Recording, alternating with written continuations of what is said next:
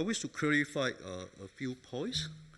First of all, the reason why I decided to focus my speech on constructive politics, because I thought that was an important issue that we should look at.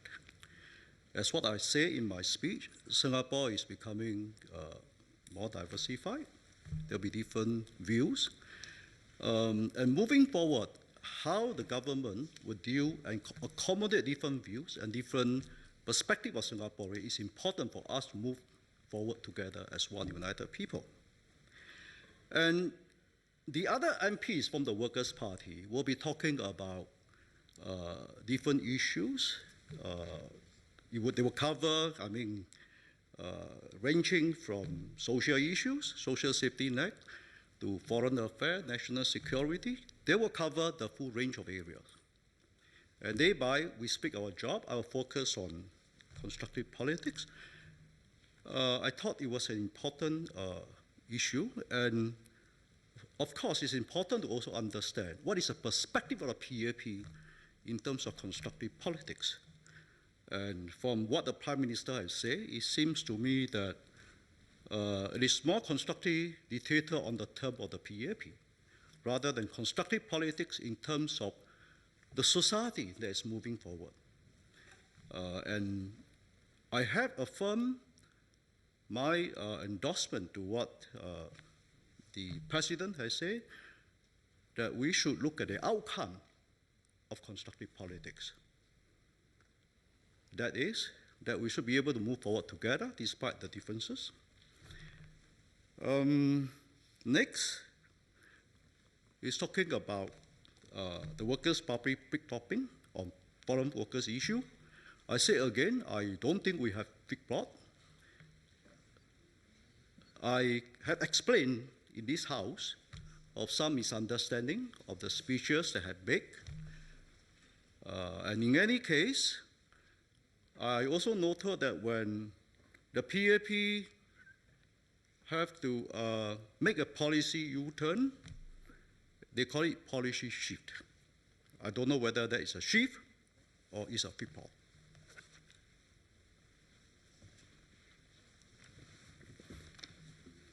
Madam Speaker, I think the record will speak for itself. When we make a shift, we acknowledge a shift. When the Workers' Party changes position, they pretend they haven't. That is the difference. Now, as for delegating responsibility for different parts of the budget speech to different MPs, that's entirely within Mr. Loh Teck Yang's prerogative. It's not for me to suggest how he should conduct his affairs in the Workers' Party, but as a leader, you do have a responsibility to state where does the party stand on the big issue. Somebody can look after healthcare. Somebody can take care of transport. Somebody can spend all his time marking Minister Heng Swee Keat on education. But where do you stand on what the government is doing?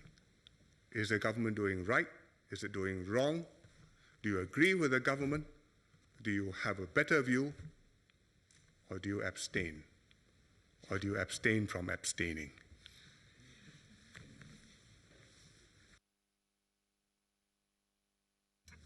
Mr. Loh Teck Yang.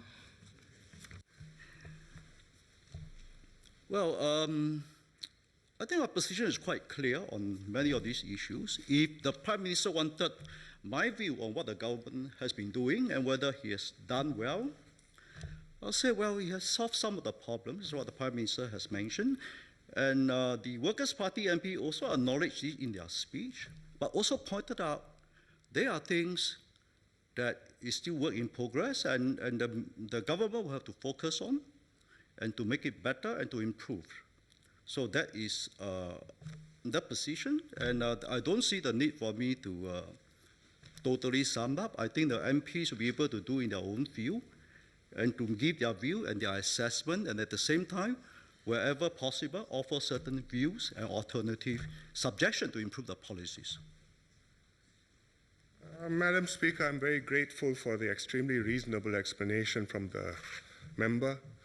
I hope he takes an equally reasonable approach when he comes to election rallies, because the Workers' Party approach has been to be extremely reasonable, indeed low profile in Parliament. but come election time to turn into tigers and heroes.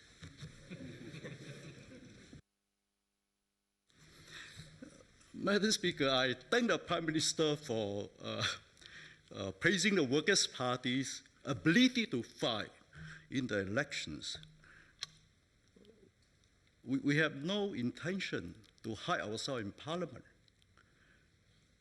We seek the mandate for people to come to Parliament to check against the government, and we have done it honestly and sincerely.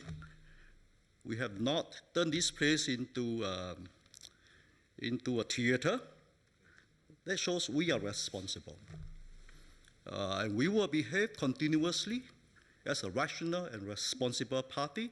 And if members would, I believe members will agree that the Workers' Party has been rational. We have not come here with some wild policies or wild suggestions.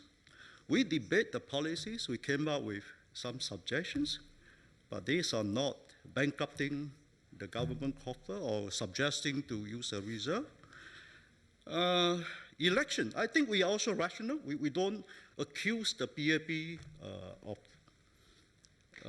something that we cannot substantiate, or I know we get sued. So I think we are fair. And election is elections, and I thank the Prime Minister for noting that we can fight election. I'm sure the PAP can too.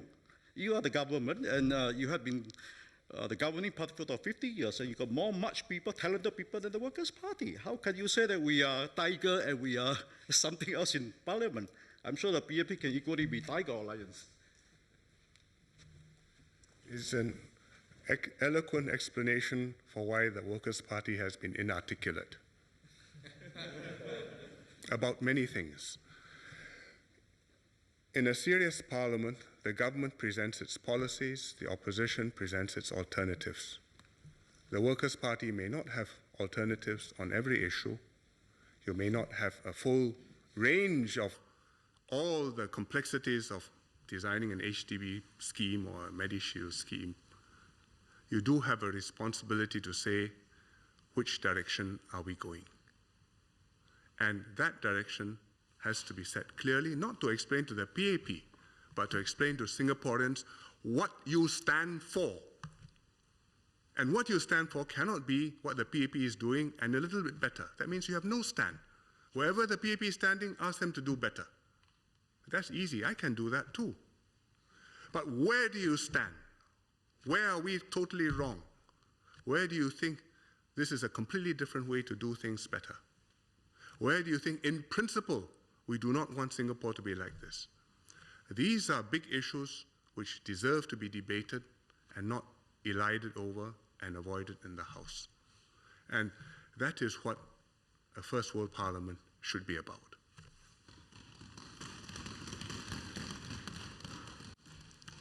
Madam Speaker, again, I'd like to say that the Prime Minister is reasonable to say that the Workers' Party may not have be able to come up with all the alternative policy. That's true. But to say that the Workers' Party has no position on major issue, that is not true. I think we did state our position in Parliament. We debated major policy vigorously, and we didn't oppose all the policies. But where we think that there is a need for us to oppose and in concern the future of Singapore, like the population white paper, we did so. So we state our position on important issues, and we didn't oppose for things that we think are doing right. Is that not enough? I think it probably is useful to bring it down to something very specific. Let's come back to the population white paper. During the debate, the position taken by the Workers' Party is that enough is enough, zero growth. We have continued to grow. I have not heard the Workers' Party demand zero growth today. Do you still demand that? Or do you now think that we should allow SMEs to survive in Singapore?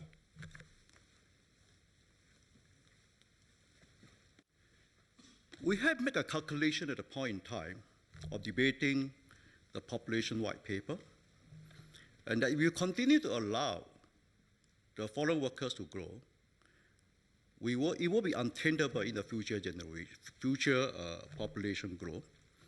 And thereby, we decided that we need to keep the population number in check.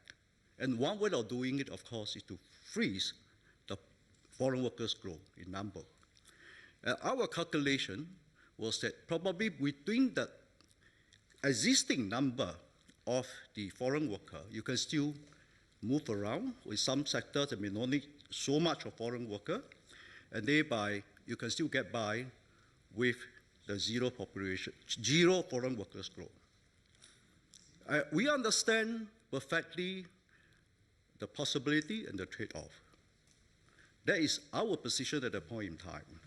We have not objected subsequently or grilled the government for why are not doing it, because that's our view, that it should have zero population growth, but the government decided otherwise. There's a way of doing it. We have said our piece, but we have to respect the decision of the government to move on. But our message has got across. We cannot sustain continuously the kind of population growth plan the government is planning. And I'm glad to hear today that Prime Minister is saying that the government is taking a very serious view of tightening and watching the growth of population. Madam Speaker, after all this complicated explanation, I don't know whether Mr. Loh Teck Yang still stands by what was said in Parliament in the White Paper debate last year. Because if he really does, after all the explanation, he should say, we have too many foreign workers now, send home 70,000. Then we will know where he stands. But after telling me that you can massage this and some people can do less and others will need more, that's easy to say. Who's going to do the massaging? Of course, the government. And that is the mark of a substandard opposition. Madam Speaker, I disagree. This is not the mark of a substandard opposition. This is the mark of a responsible opposition, not to jam up the government, allowing the government, after giving our view, debating it, allowing the government to move forward, not to jam up the government. So it is a mark of responsible government and a mark of First World Parliament.